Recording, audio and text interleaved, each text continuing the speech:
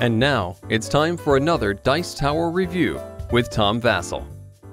I get a lot of games in the mail. I get a lot of expansions in the mail.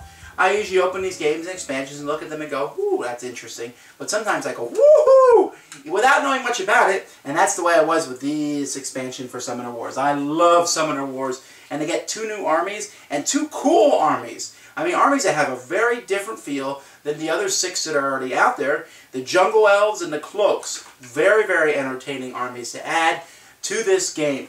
I'm not going to explain Summoner Wars here, so if you haven't played that before, go check out my main review of that. But for now, if you have, let's take a look at these new armies and what they bring to this exciting game. I'm excited to see Jungle Elves, like I said, and the Cloaks, which remind me of like a street gang, like Oliver Twist gone bad, perhaps. Both of them are a welcome addition to the game. I'm not going to show you everything from each army. I'm just going to show you a few of the things and talk about why I like them so much. Let's talk about the Jungle Elves first. The Jungle Elves are all about speed. Well, it really helps with their summoner here, who can spend a magic point to pick any elf unit on the board, give +1 to their attack value. Now, you're not going to use that all the time, but there are times, because you can get your units quickly to where they need to go, you might be able to overpower and kill the enemy summoner before they know what's going on. They're archers. They can shoot through other units, which is really handy, and it only affects 1 unit on the board. Cheap unit to get out. The Lioness, I really like the Lioness because they don't move during your movement phase. Instead, after you do your normal movement, all your Lionesses may go 2 spaces. So, you say, well, is that a big deal? Well, yeah, there's 8 of these in the deck. You get some Lionesses out on the board, and you are running all over the place, and there's not a lot that your opponent can do about it. And this Chance of Haste here, one of those special cards, allows you to move all the units 2 spaces each. Again, this speed, speed, speed. And if your opponent is too annoying, you have the Chant of Negation here, which cancels their special powers. Always love that in a game.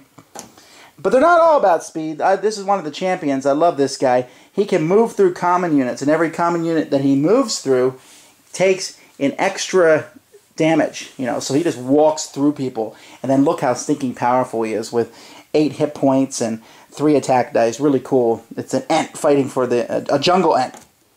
And there's a Lionaire who, during his movement phase, he can move into up to 7 spaces in a straight line. So I'm telling you, when you play the Jungle Elves, you got to be prepared for them to speed, destroy you as quickly as they possibly can. They're not as strong, perhaps, straight up as some of the armies, but they are probably the fastest army in the game.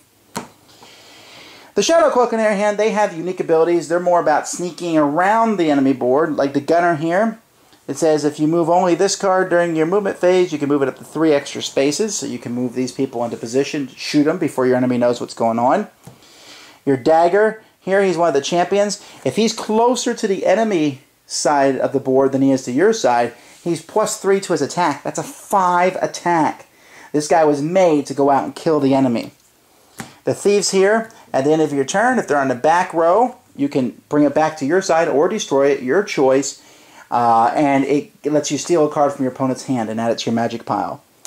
The Scrapper. If you attack from a Scrapper and he does damage, then more friendly Scrappers will show up. The Street Gang. The Gunners. Oh, I already talked about the Gunners. Never mind. The Raid. That a thief you control can go up to 3 extra spaces. Again, trying to steal or assassinate. Just spend 2 magic points and kill any 1 common unit. Your opponent has big, bulky common units. Well, a well-placed dagger is going to take them all out. And all that culminates here with the Summoner, who, during the event phase, he can use any cloak unit on the board, and he has the name and abilities of that chosen unit. So this Master of Disguise type feeling, he has all the special abilities, and that's a pretty neat idea. And I can't wait to see the expansion set, because whenever you get the expansions for Cloaks now, you'll look at them and say, so how will this affect my Summoner? Asking me if I want 2 more decks for Summoner Wars is crazy. I mean, of course I do. And I like the 2 armies, and I'm always hopeful that new armies have their own special feel. And so far, this makes 8 armies now that are there for Summoner Wars, and all 8 have a very unique feel. The Jungle Elves, I mean, the one word for them is just speed, sheer speed. And the Cloaks, for them, it's more about sneakiness and getting in and assassinating, or just generally annoying your opponent, but doing so to get victory. Both seem to be well balanced. I haven't played them against all the other factions yet, but I do enjoy both of them. The Jungle Elves may become one of my favorite factions in the game. I very much like them a lot just because I love the theme. Who else has Jungle Elves? That's just great. So anyway, a great expansion. Pick it up if you like the game. Thanks for joining us today. For more written, audio, and video reviews, as well as the #1 board game podcast, check out the website at www.thedicetower.com. Until then, this is Eric Summerer, and you've been watching The Dice Tower.